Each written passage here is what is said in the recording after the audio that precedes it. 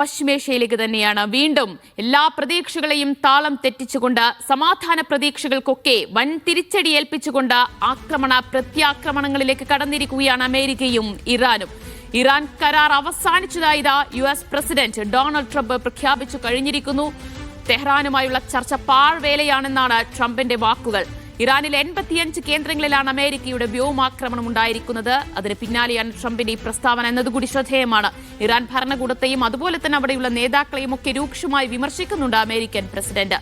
ഇറാനിലെ നേതാക്കളൊക്കെ വലിയ അപകടകാരികളാണെന്നും അവരുമായി ഇനി ഒരു ചർച്ച നടത്തുന്നതിൽ അർത്ഥമില്ല എന്നുകൂടി ട്രംപ് കൂട്ടിച്ചേർത്ത് കഴിഞ്ഞിരിക്കുന്നു. US ആക്രമണത്തിന് മറുപടി എന്നോണം കുവൈറ്റ്, ബഹ്റൈൻ എന്നിവിടങ്ങളിലെ US സൈനിക കേന്ദ്രങ്ങൾക്ക് നേരെയാണ് ഇറാന്റെ ഭാഗത്തുനിന്നും മിസൈലുകളും ഡ്രോണുകളും വർഷിച്ചത്. വലിയ ആക്രമണത്തിലേക്ക്, തിരിച്ചടിയിലേക്ക് ഇറാനും കടന്നു കഴിഞ്ഞിരിക്കുന്നു. ഇതോടുകൂടി മേഖലയിൽ വലിയ സംഘർഷം ബാധിച്ചിരിക്കുകയാണ്. ഇതധികം വൈകാതെ തന്നെ ഹോർമുസ് കടലിടുക്കിലേക്കും ഈ സംഘർഷം നീളും. വീണ്ടും വലിയ പ്രതിസന്ധിയിലേക്ക്, സാമ്പത്തിക പ്രതിസന്ധിയിലേക്ക് ലോകരാജ്യങ്ങൾ കടക്കാൻ പോവുകയാണോ എന്ന ആശങ്കയൊക്കെ വരികയാണ്. വിശദാംശങ്ങളുമായി MC നാസർ ചേരുകയാണ്. MC, ഏത് ഘട്ടത്തിലാണ് ഇങ്ങനെയൊരു സംഘർഷത്തിലേക്ക്, വീണ്ടും യുദ്ധഭീതിയിലേക്ക് പശ്ചിമേഷ്യ കടക്കുന്നത്? എന്താണ് ട്രംപിന്റെയും അതുപോലെ തന്നെ ഇറാനിൽ നിന്നും വരുന്ന ഏറ്റവും പുതിയ പ്രതികരണങ്ങൾ?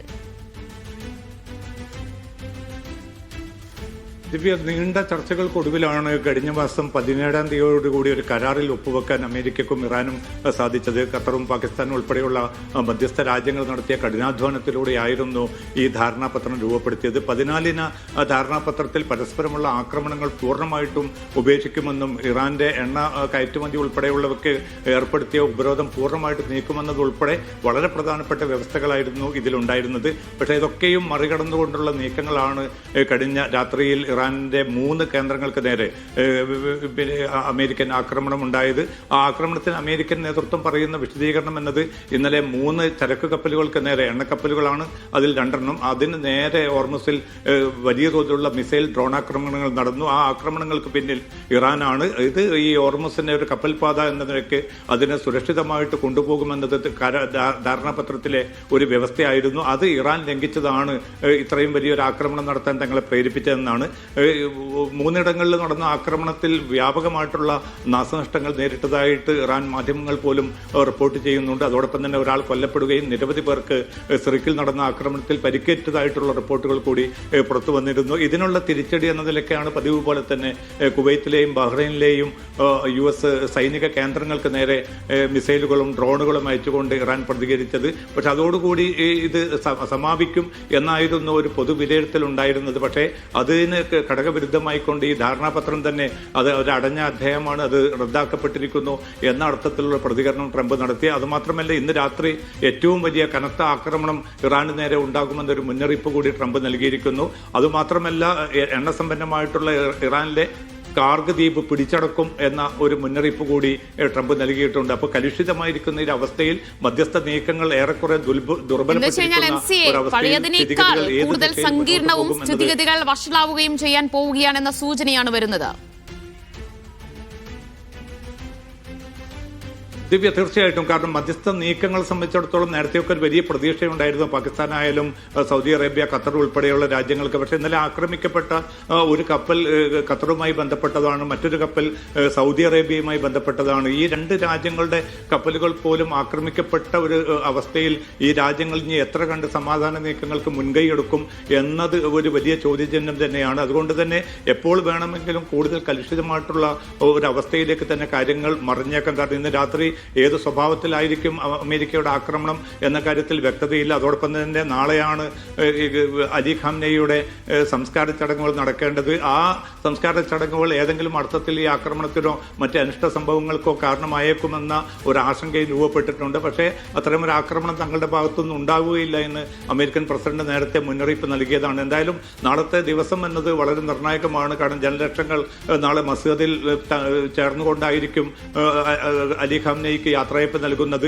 നിലവിലുള്ള പരമോന്നത നേതാവ് മുജ്തബ ഖാംനെയ് ആ ചടങ്ങിൽ പങ്കെടുക്കാനുള്ള സാധ്യത നിലവിലുള്ള ഒരവസ്ഥയിൽ വളരെ സാധ്യത കുറവാണ്. കാരണം സുരക്ഷാ കാരണങ്ങൾ മുൻനിർത്തി അദ്ദേഹം പങ്കെടുക്കാതിരിക്കണം എന്നാണ് സൈനിക നേതൃത്വം ആഗ്രഹിക്കുന്നതെന്ന റിപ്പോർട്ടുകൾ കൂടി പുറത്തുവരുന്നുണ്ട്. എന്തായാലും മേഖലയിൽ ഈ ഹോർമുസിൽ രൂപപ്പെട്ട ഈ സംഘർഷം ആഗോള എണ്ണ വിപണിയിൽ നിന്ന് ഇപ്പോൾ 6% വർധനവ് വരുത്തിയിരിക്കുന്നത്. സാമ്പത്തിക മാന്ദ്യത്തിലേക്ക് കൂടുതൽ ഈ മേഖല കടന്നു പോകുമോ എന്ന ഒരു ആശങ്കയും രൂപപ്പെട്ടിട്ടുണ്ട്. മധ്യസ്ഥ നീക്കങ്ങൾ ഫലപ്രദമായിട്ട് മുന്നോട്ട് പോകുന്നില്ല എങ്കിൽ നിരന്തരമായിട്ടുള്ള ഏറ്റുമുട്ടലുകളിലേക്ക് തന്നെ ആയിരിക്കും കാര്യങ്ങൾ നീങ്ങുക എന്നൊരു ആശങ്കയാണ് പൊതുവെ രൂപപ്പെട്ടിരിക്കുന്നത്. ദിവ്യ, ശരി. ഇതിൽ US സൈനിക കേന്ദ്രങ്ങൾക്ക്, ഗൾഫ് മേഖലയിലെ US സൈനിക കേന്ദ്രങ്ങൾക്ക് നേരെയാണല്ലോ ഇപ്പോൾ ഇറാന്റെ ഭാഗത്ത് നിന്ന് ആക്രമണം ഉണ്ടായിട്ടുള്ളത്. അപ്പോൾ ഗൾഫ് മേഖലയും ആകെ ഒരു പരിഭ്രാന്തിയിലാണോ MCA?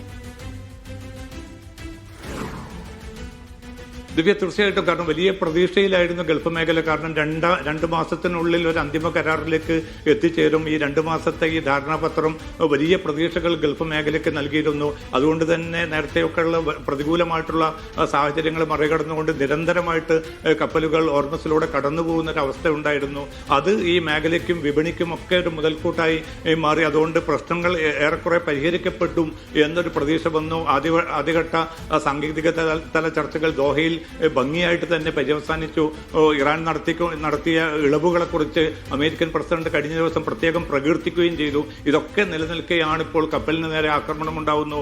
അമേരിക്കൻ സൈനികമായിട്ട് അമേരിക്ക ഇറാനെതിരെ ആഞ്ഞടിക്കുന്നു. അതിനുള്ള തിരിച്ചടി ഗൾഫ് മേഖലയിലെ രാജ്യങ്ങൾക്ക് നേരെ ഇറാൻ നടത്തുന്നു. അപ്പോൾ ഇനി അടുത്ത നീക്കം എന്നത്, കാരണം കാർഗദ്വീപ് പിടിച്ചടക്കാൻ സാധ്യതയുണ്ടെന്ന് ട്രംപ് പറയുമ്പോൾ അത് ഒരു പക്ഷേ ഈ കരയുദ്ധത്തിലേക്കുള്ള ഒരു കൃത്യമായിട്ടുള്ള സൂചന നൽകുന്നുണ്ട്. അതോടൊപ്പം തന്നെയാണ് നാറ്റോ രാജ്യങ്ങളും അവരുടെ പൂർണ്ണ പിന്തുണ ഈ കാര്യത്തിൽ ഹോർമുസിന്റെ സ്വതന്ത്ര കപ്പൽപാതയായി അത് നിലനിൽക്കണം എന്ന കാര്യത്തിൽ ട്രംപിന് പിന്തുണ നൽകിയതായ റിപ്പോർട്ടുകൾ കൂടി പുറത്തു വരുന്നുണ്ട്. അപ്പോൾ ഒന്നുകിൽ വ്യാപ്തിയുള്ള സംഘർഷത്തിലേക്ക് കാര്യങ്ങൾ നീങ്ങും, അതല്ല ഫലപ്രദമായിട്ടുള്ള ലോകരാജ്യങ്ങളുടെ ഇടപെടലിലൂടെ ഒരു സമാധാന നീക്കം ഇനിയും വരുമോ എന്നൊരു പ്രതീക്ഷയിലാണ്.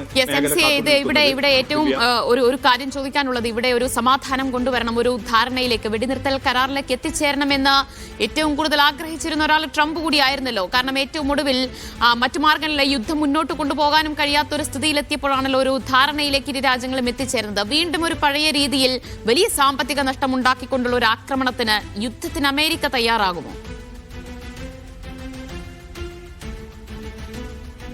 ദിവ്യ, തീർച്ചയായിട്ടും. കാരണം അമേരിക്കയിലെ ആഭ്യന്തരമായിട്ട് വലിയ പ്രതിസന്ധി ട്രംപ് നേരിടുന്നുണ്ട്. ഇടക്കാല തെരഞ്ഞെടുപ്പ് ഇപ്പോൾ പടിവാതിൽക്കൽ എത്തിയ ഒരു ഘട്ടത്തിൽ അദ്ദേഹത്തിന്റെ ക്യാമ്പിന് പോലും ഈ യുദ്ധം മുന്നോട്ട് കൊണ്ടുപോകാൻ താല്പര്യമില്ല. അതോടൊപ്പം തന്നെ ആഗോളതലത്തിലുള്ള സമ്മർദ്ദം, മേഖലയിലെ ഗൾഫ് രാജ്യങ്ങളാണെങ്കിൽ ഈ യുദ്ധത്തിന് തുടക്കം മുതൽ തന്നെ അവർ എതിർപ്പ് പ്രകടിപ്പിച്ചിട്ടുണ്ട്. തങ്ങളുടെ സുരക്ഷയ്ക്ക്, തങ്ങളുടെ മുന്നോട്ടുള്ള സാമ്പത്തിക മുന്നേറ്റങ്ങൾക്ക് ഇതൊക്കെയും ഈ യുദ്ധം തിരിച്ചടിയായിരിക്കുമെന്ന വളരെ കൃത്യമായിട്ടുള്ള മുന്നറിയിപ്പുകൾ അമേരിക്കക്ക് ഈ മേഖലയിലെ രാജ്യങ്ങളും നൽകിയിട്ടുണ്ട്. ഇതൊക്കെ നിലനിൽക്കെ തന്നെ ആണ് ഒരു ധാരണാപത്രത്തിലേക്കും ഇറാനുമായിട്ട് മധ്യസ്ഥ രാജ്യങ്ങൾ മുഖേന ഒരു തുറന്ന ചർച്ചയ്ക്കുമൊക്കെ അമേരിക്കൻ പ്രസിഡന്റ് തയ്യാറായത്. പക്ഷേ അദ്ദേഹത്തെ പ്രകോപിപ്പിച്ചുകൊണ്ട്, അല്ലെങ്കിൽ അദ്ദേഹത്തെ യുദ്ധത്തിലേക്ക് കൂടുതൽ മുന്നേറാൻ പ്രേരിപ്പിച്ചത് ഇസ്രായേൽ പ്രധാനമന്ത്രി നെതന്യാഹുവാണ്. അതോടൊപ്പം തന്നെ പ്രതിരോധ സെക്രട്ടറി പീറ്റ് ഹെക്സെറ്റ് ആണ്. ഇവരൊക്കെ ചേർന്നുകൊണ്ടുള്ള ഒരു വലിയ സമ്മർദ്ദം കൂടിയായിരിക്കണം ഒരുപക്ഷെ കടുത്ത ചില തീരുമാനങ്ങളിലേക്ക്, ഈ ധാരണാപത്രം തന്നെ പൂർണ്ണമായും റദ്ദാക്കിക്കൊണ്ടുള്ള തീരുമാനത്തിലേക്ക് എത്താൻ ട്രംപിനെ പ്രേരിപ്പിച്ചതെന്ന റിപ്പോർട്ടുകൾ കൂടിയാണ് ഇപ്പോൾ പുറത്തു വരുന്നത്. അതാണ്, ധാരണാപത്രം തന്നെ അവസാനിച്ചതായി, ഇവിടെ തീർന്നതായി ഇപ്പോൾ ട്രംപ് അറിയിച്ച സ്ഥിതിക്ക് ഇനി എന്താകും അമേരിക്കയിൽ നിന്നുണ്ടാകുന്ന പ്രതികരണങ്ങൾ, ഏത് രീതിയിലുള്ള ആക്രമണമായിരിക്കും ഇറാനുമേലും അതുപോലെ തന്നെ ഹോർമുസിൽ ഉൾപ്പെടെ ഉണ്ടാകാൻ പോകുന്നത് എന്നൊക്കെ ഉറ്റുനോക്കിയാണ്. അതുപോലെ തന്നെ തിരിച്ച് ഇറാന്റെ പ്രതികരണം കൂടി ശ്രദ്ധേയമായിരിക്കും. കാരണം ആയത്തുള്ള അലി ഖമേയുടെ, ഇറാൻ പരമോന്നത നേതാവിന്റെ സംസ്കാര ചടങ്ങുകൾ നാളെയാണ് നടക്കാൻ പോകുന്നത്. ഒരുപക്ഷെ അതുവരെ ഇറാൻ കാത്തിരുന്നേക്കാം. അതിന് ശേഷമുള്ള തിരിച്ചടി, അതും നമുക്ക് പ്രെഡിക്റ്റ് ചെയ്യാൻ പറ്റാത്തൊരു സ്ഥിതിയാണ്. വീണ്ടും പശ്ചിമേഷ്യ യുദ്ധക്കളമാവുകയാണ്, സംഘർഷ ഭീതിയിലേക്ക് പോകുന്നു എന്നത് അത് ലോകരാജ്യങ്ങൾ തന്നെ വലിയ ആശങ്കയോടുകൂടി നോക്കിക്കാണുന്ന സ്ഥിതിയാണ്. MCA നാസറാണ് വിവരങ്ങൾ നൽകിയത്.